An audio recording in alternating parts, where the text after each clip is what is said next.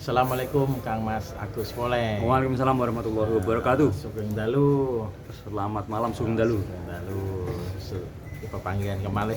Nggih. Ten punya ten daerah Tangerang nggih.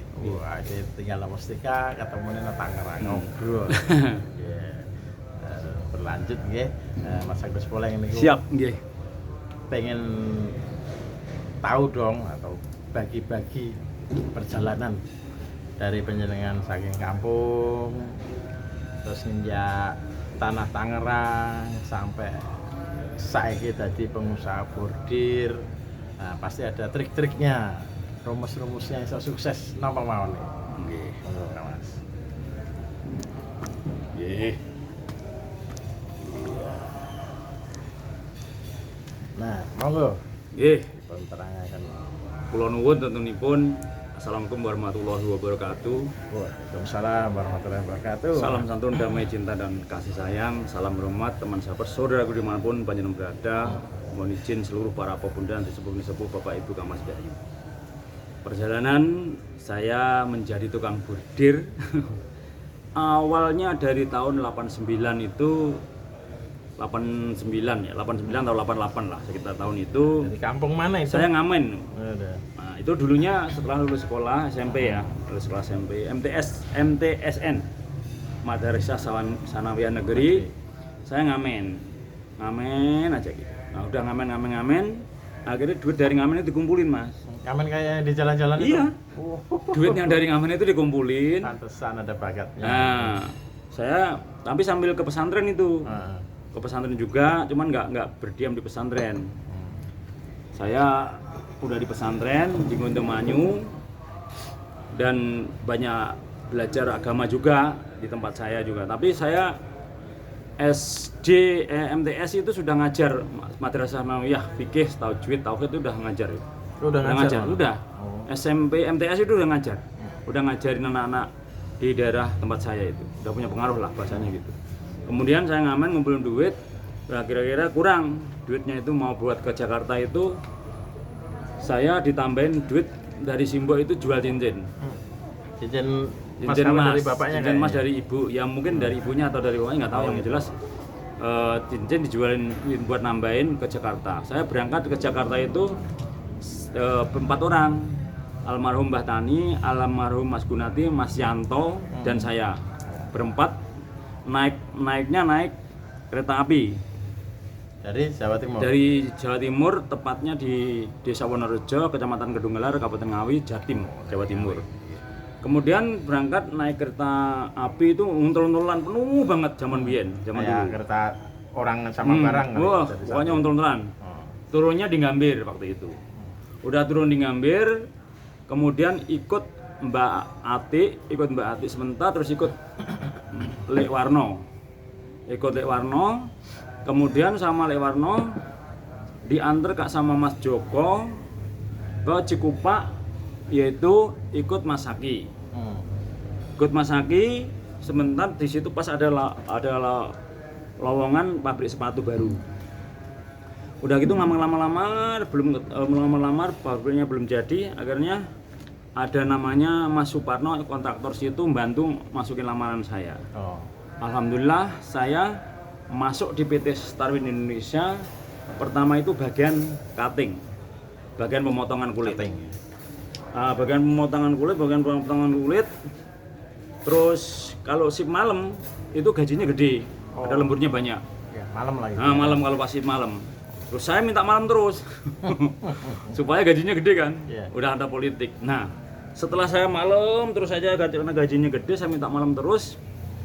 Singkat cerita, di bagian sewing perlu mekanik bordir. Jahit. Sewing jahit. Oh, iya. Di bagian sewing bordir itu perlu mekanik. Nah gitu. Kemudian Master Joe itu ketemu Master Kim. Ya Master Kim, siapa yang bisa shift malam ya? Oh Agus bisa shift malam. Padahal nama saya waktu itu masih Narno. Namanya masih Narno. Ya, Agusnya belum ada ya. Agusnya dari pesantren. Ya. Tapi nama di ijazah itu Narno. Belum Agus Winarno. Tapi semua orang manggil Agus. Iya. Udah manggil Agus semua. Emang itu nama dari pesantren. Oh, Nama Gus udah ya? disuwuk sama kiainya. Iya. Kalau orang timur Jawa Timur itu kalau sebutannya kan Gus Iya. yang pintar agama. Ya, itu mungkin salah satunya itu. Iya. Sebelum ngopi. Moga-moga. Karena dicari yang shift malam, yang kuat shift malam, Agus panggil. Ya Agus, kamu mau pindah bagian ya? Bagian bordir. Yang penting pengalamannya aja. Kamu kan bisa shift malam. Oh siap mister, siap. Nah, waktu itu karena ijazah saya kan MTS, Iya. MTSN kan. Karena kalau orang Korea bacanya kan dibalik. N. Bacanya dibalik. Oh. Gadis cantik gadis kan, beautiful girl kan. Iya. Bukan girl beautiful girl gitu. MTS itu dibaca STM. Oh, STM. MTS dibaca STM. Wah, ini cocok ya, ini mesin ya, ini mesin ya gitu. Oh, Koreanya lucu banget itu. Iya. Nah, makanya sebenarnya dari Allah udah disiapkan karena saya di bagian mesin kan. Nah, karena saya bagian mesin di tes di mesin itu ya langsung bisa. Oh iya. Kayak otak-atik mantuk, ilmu otak-atik mantuk gitu. Iya, kerjaan Bongkar, sehari-hari ya. habis bongkar terus suruh masang bisa gitu. Suruh bongkar, suruh masang bisa. Wah, ini masih bakat.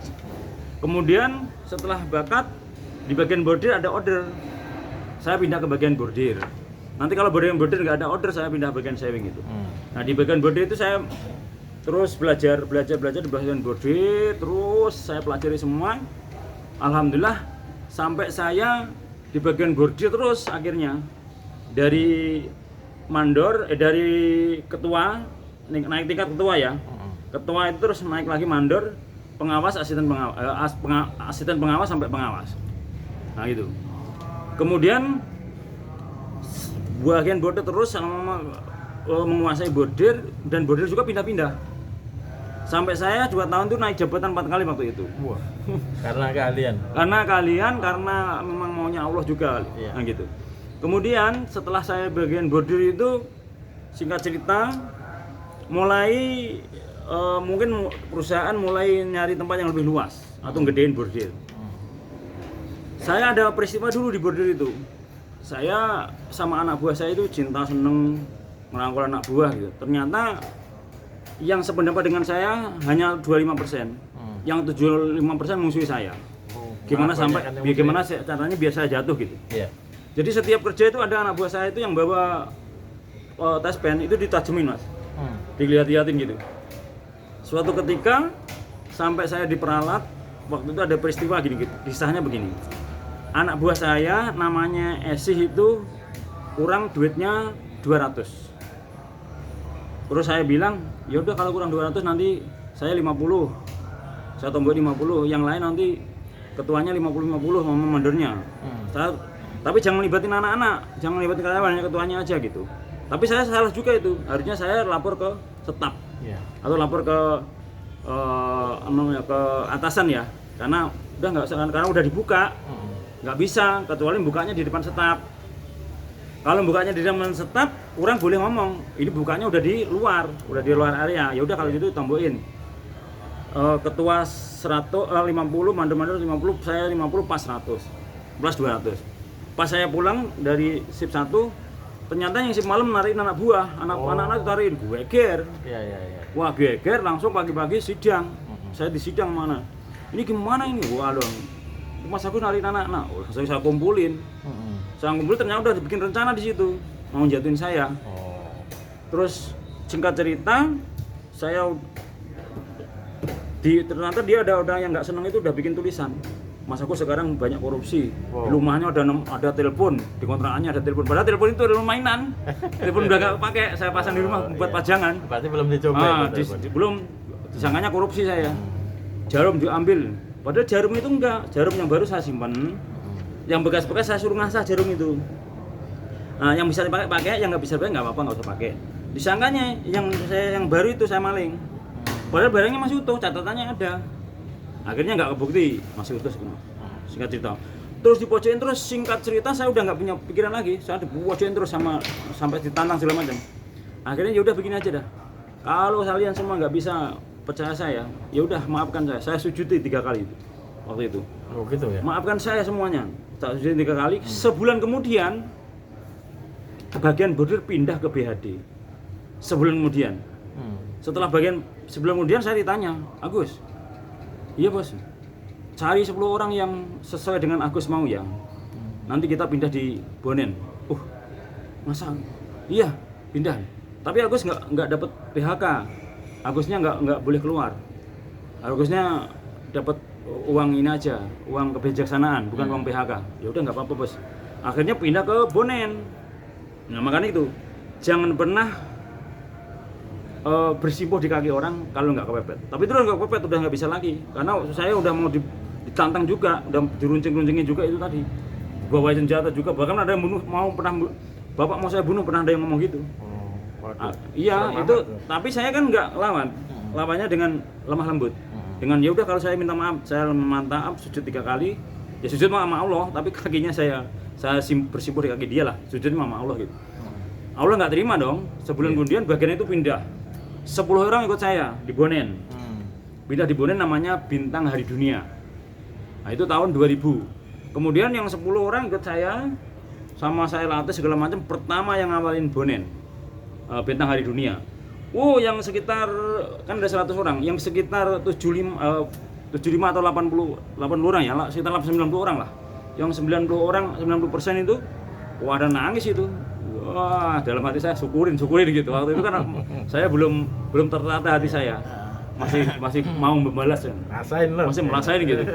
Alhamdulillah saya di bagian BHD di Bonen, di Cikupa menjadi kepala bagian. Langsung kepala bagiannya, semua saya atur, saya bina, saya pimpin, dari mesin 10 sampai mesin 35. Mesin borer 35. Karyawan 350. Semenjak yang saya pegang itu, ramai kondang, maju pesat. Karena ahlinya ini, siapapun kalau dipegang ahlinya itu maju. Pas puncak-puncaknya sukses, saya dipindah di bagian sampel. Karena apa? Ada orang yang naksir bagian saya, kepala bagian. Namanya maaf saya sebut. Yang ngincer ya gitu. Saya sebut ya. Yang ngincer bagian saya itu L sama Y inisialnya. Kemudian setelah saya di bagian sampel, saya diperalat bagaimana nggak betah di situ loh. Nah, tempat saya itu ditempatin kepala bagian saya tadi. Ditempatin dia, dilalahnya di film di di Mak Lampir atau di Angling Dharma ada penerimaan artis. Gentabuana. Kok yo mulai Gentabuana. Saya penasaran, saya masuk di Gentabuana, saya ikut casting, saya masuk lolos. Ikut lolos menjadi keluarga situ, saya main film di Misteri Gunung Berapi sama di Angling Dharma. Ternyata main film gak enak, sekitar 3 bulan baru ngerasain susah sulit. Karena bayarannya 15.000. Meranin apa itu? Prajurit? Masih prajurit, gonta-ganti, masih figuran-figuran. Ternyata main film itu nggak semudah yang dibayangkan, sulit kehidupannya. Waktu itu gaji masih 15.000 habis syuting. Cuman makan pagi 1.000, makan siang 1.000. Nah, kemudian sekitar 3 bulan saya nggak betah, saya nganggur. Saya ke pabrik dulu. Sebelumnya tadi masuk ke pabrik dulu, saya 3 hari nggak masuk kan, karena casting kan, langsung dikeluarin sama pabrik. Dikeluarin. Udah deh, oke deh, udah dikeluarin, ya sudah keluar dari pabrik. Akhirnya saya nganggur 10 bulan. Nganggur 10 bulan, jualan ini, jualan itu, jualan pompa, jualan BH, jualan sempak kanan kiri. Daleman itu, jualan daleman itu kanan kiri. Ini daleman saya jual ke Mustika, jualan pon, bedak, jualan sepatu, macam-macam dan bensin segala macam. Singkat cerita, dalam nganggur saya itu kemudian ternyata di pabrik itu dibikin Gusti Allah goyang. Saya tinggal mesin kan 35 tuh. Mesin saya tinggal 35, pas saya udah makan. Sudah, yang lain aja. Yang lain. Pas saya nggak 10 bulan nganggur, ternyata di pabrik itu sip A, B, C itu ribut terus, nggak akur. Yang tadi. Jadi pabrik saya tinggal 10 bulan kan? Saya tinggal 10 bulan, pabriknya nggak akur, mesinnya udah dijual 10. Berarti tinggal dari 35 tinggal 25. Tinggal 25 kan? Tinggal 25. Ya, tinggal 25. Kemudian setelah mesin tinggal 25, pabrik nggak akur, pabriknya meeting. Dulu mah zamannya Pak Agus mah sip A, sip B, sip C itu dikumpulin. Bisa rukun, bisa kompak, bisa guyup. Nggak ada yang musuhan saling menjatuhkan seperti ini kan gitu. Akhirnya dari pabrik, yaudah panggil Pak Agus kan gitu. Saya pas nganggur itu mimpi pagi-pagi pas subuh mimpi cium Korea, cium tangan sama Korea. Pas subuh-subuh itu langsung saya bangun. Yang saya mimpi dicium Korea, mimpi cium tangannya Korea. Pas jam 12 saya ditelepon. Iya Pak Agus mau gabung lagi enggak? Iya mau siap. Akhirnya saya gabung lagi. Pas saya gabung lagi, Allah bikin cerita. Order masuk, banyak, melambung, sampai target, melebihi target. Wah, Pak Agus datang melebihi target. Padahal enggak, itu Gusti Allah punya cerita. Iya. Singkat cerita, yang periode kedua tuh, periode kedua, saya didolimi, disakiti di situ, sama yang tadi, yang inisial tadi. Akhirnya saya nggak betah juga selama 4 tahun. Selama 4 tahun itu dikata-katain ininya ditaruh di sini, ininya taruh di sini. Wah, semua bahasa semua keluar itu. Saya nahan tuh 4 tahun, nahan diomongin bahasa kelamin binatang dan sebagainya itu. Tahan. Sama yang kepala bagian itu. Kemudian setelah itu saya ditawarin kakak saya, namanya Mas Woto yang dulunya anak buah saya, sekarang jadi bos Mas Woto itu. Iya. Mas Woto, Dek, saya punya usaha, mau bantu saya enggak di Arcadia daerah sini. Di Cikokol. Untuk apa? Bordir. Bordir juga. Oh siap Mas. Ya udah. Saya bilang sama yang kepala bagian tadi, Bu, saya sebulan lagi mau keluar. Jangan Pak Agus. Enggak, ini udah inisiatif, tapi saya sebulan masih mengabdi dulu. Sebulan tuh saya mau keluar itu masih bagus banget. Masih mengabdi, nggak mau cacat. Nama saya nggak mau cacat. Terus kemudian saya bilang, Bu, selama 4 tahun Ibu pernah bilang kepada saya di atas leher, kalau orang Jawa nggak boleh. Itu kalau saya nggak terima, bisa terjadi pada Ibu semua. Nah, setinggal kemudian nangis dia, ya udah maafkan saya. Nah itu nggak boleh Bu, jangan kasar, jangan ngomongin orang bahasa binatang, bahasa kelamin nggak boleh. Setelah itu saya menjelang 1 bulan keluar hari, 3 hari kemudian saya udah nggak enak, nggak pengen masuk. Saya udah nyantai di rumah, nggak enak banget itu. Pak Agus mana? Bu, ntar 3 hari kemudian saya masuk. Saya ngundurin diri. Saya nggak enak aja, udah perasaan pusing. Ternyata selama 3 hari itu yang kepala bagian tadi ribut sama komisaris. Ribut sama komisaris dikeluarin. Saya yang terakhir masuk, kaget saya. Mana Ibu L? Oh, udah dikeluarin. Masa udah dikeluarin? Waduh, kok lucu amat ya. Udah dikeluarin, saya mampir ke kontrakannya di kepala bagian juga masih saya datang minta maaf dan sebagainya, cerita. Akhirnya saya ngundurin diri, nggak dikasih apa-apa juga, nggak dikasih pesangon, nggak apa-apa juga. Nah, singkat cerita, saya main film nganggur, kok nggak dikasih pesangon. Saya nganggur nggak dipesangon kan, susah banget kan. Saya datang ke Korea, saya pastikan. Mr. Cheng, bener saya nggak dikasih pengunduran diri, enggak ya? Saya itu sampai 3 kali kalau salah itu. Mr. Cheng benar, saya nggak dikasih pesangon. Oh tidak ya, tidak. Sekali lagi ya Mr. Cheng ya, bener saya nggak dikasih pesangon. Iya enggak. Mohon maaf ya Mr. Cheng, saya bersimpuh 3 kali di kaki Mr. Cheng. Nggak lama kemudian pabriknya rata. Nggak terima Allah. Dan alamnya nggak terima. Kebakaran apa gimana? Enggak, pindah, bangkrut. Bangkrut, habis semua. Nah, di saat mereka Korea semua habis, saya punya mesin, ibaratnya gitu. Kemudian saya nggak nganggur tuh. Saya nganggur, belum punya usaha bordir. Terus saya masih kadang-kadang ke kakak saya kan. Kakak saya kan dulu anak buah saya waktu itu. Terus kemudian waktu saya di situ kan ikut kakak saya kan bagian sampai jadi operator. Saat saya jadi operator saya nangis. Saya di mana-mana kebagian loh. Di sini kok juga mesin. Nangis saya nuntut sama Allah. Kemudian di saat susah saya tadi nganggur dan sebagainya, dibilangin nama ketemulah Hakim. Nah, makanya guru saya orang Cina. Itu yang menyadarkan saya. Karena saya jualan jatuh, nggak ada bangun-bangun.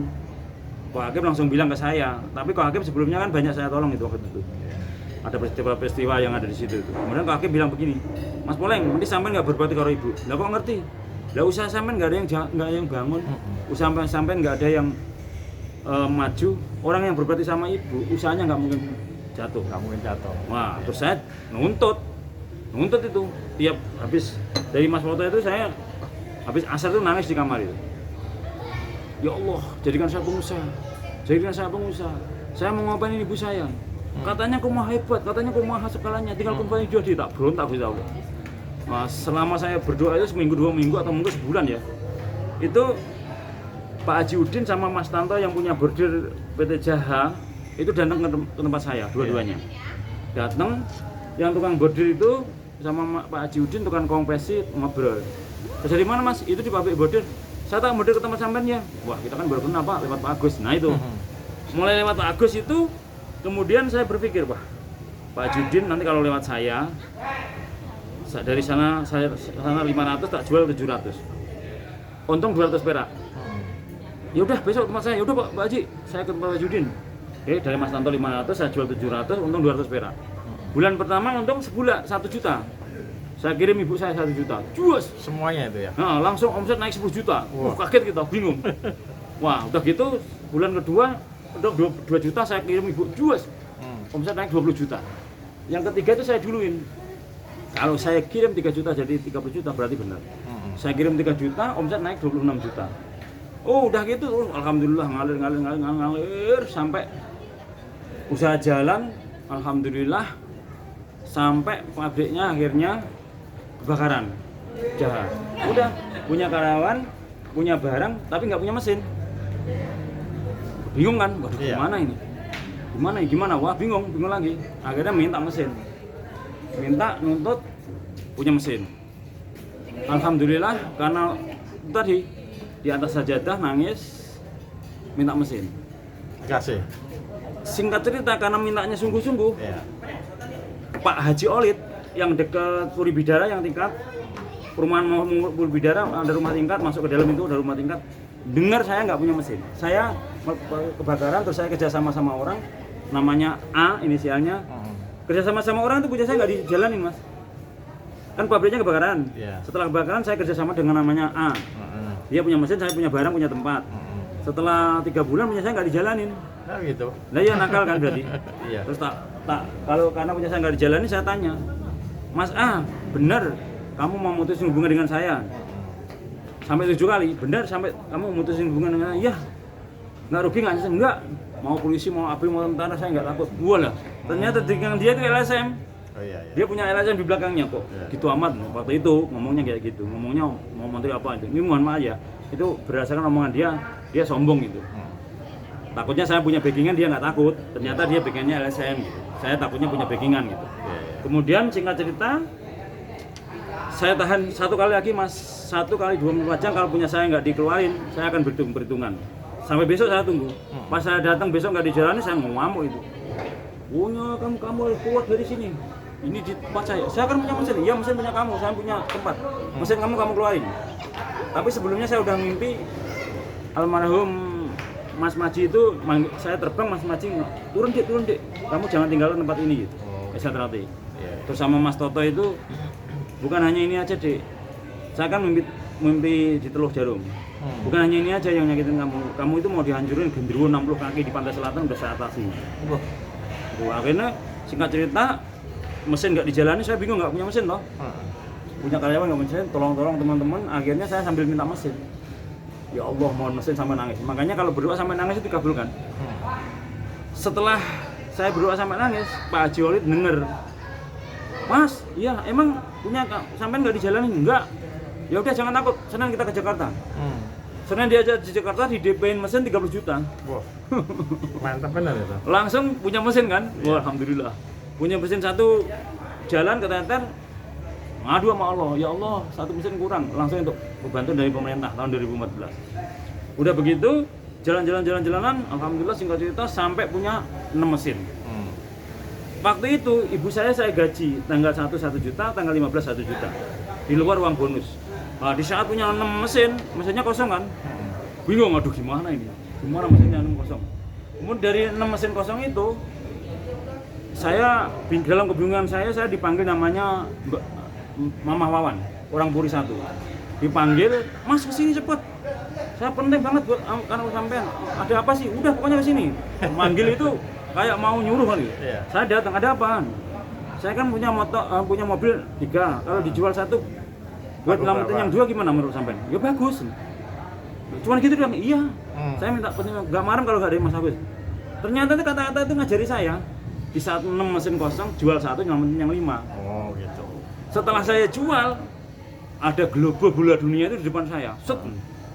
Itu bisa belah globo itu, bola dunia. Bisa belah, kalau kuncinya ibu, gambarnya ibu ini. Kunci ini gambarnya ibu. Tak sagor belah.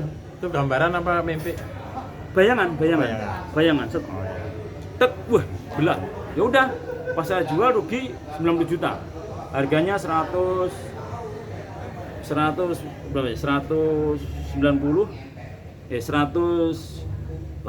apa? Saya jual ruginya 90 juta, 80. 100 anu ya, 180, 170. 170 ya. Nah, 170. Ruginya 90 juta masih 80, yang 60 juta saya kirim ke ibu. Wow. Saya 20 juta. Saya kirim ke ibu, Bu, beli bakso. Itu kan lagi seneng-senengnya saya sama ibu. Lagi seneng-seneng ngirimin sama ibu itu. Nah, Bu, tuku bakso Bu, Madiun toko Ngawi Bu. Ratain semua Bu. Akhirnya sampai jadi lagu Madiun Ngawi, terminal Madiun Ngawi. Ratain semua Bu. Habis itu sama ibu ternyata buat bikin rumah. Bikin rumah saya bantu, rezeki saya lancar waktu itu. Habis bikin rumah sampai 150 juta. Iya, udah mentereng gitu ya. Udah mentereng di kampung saya waktu itu porong bagus waktu itu. Sekarang kalah. Sekarang buah khususan rumah di kampung. Nah, dan sampai sekarang mengalir berjalan apapun yang saya inginkan terjawab. Singkat cerita, siapapun yang berbakti sama ibu, sayang anak istrinya, yakin Allah memberkahi. Makanya kuncinya surga itu satu berbakti sama ibu bapak. Istri berbakti sama suami. Surga dunia ya. Kemudian rajin sedekah, kalau punya utang beres, jangan nyakitin orang. Jujur, ikhlas, sabar, komitmen, tanggung jawab, bersyukur, terus eling, pasrah. Sekitar 11 macam, pasti ia menemukan surganya dunia. Mantap. Intinya itu aja. Intinya dengan berbakti sama ibu, nyenang ibu, membahagiakan ibu, istri berbakti sama kita, semua rezeki lancar sampai sekarang. Ya, dunia bisa dipegang. Mungkin itu aja karena acara udah mulai. Bila salah minta maaf, bukan bermaksud untuk mengajari atau menasihati, hanya sekedar berbagi atau sering perjalanan dunia kerja karyawan sampai menjadi pengusaha. Dan ini mudah-mudahan menjadi motivasi untuk kita semua selalu berbakti pada ibunya dan bapaknya, sayang anak istrinya, dan berbaik terhadap sesama manusia. Dan selalu ingat Gusti Allah. Sebenarnya semua itu karena Allah, semua Allah. Karena kita berbuat gitu Allah ngasih. Bila ada salah minta maaf, bila taufiq wal hidayah. Wassalamualaikum warahmatullahi wabarakatuh. Salam rahayu nuwun. Waalaikumsalam warahmatullahi wabarakatuh. Terima kasih Mas Agus Poleng atas pengetahuan, wawasannya. Semoga bermanfaat buat semuanya. Wassalamualaikum warahmatullahi wabarakatuh.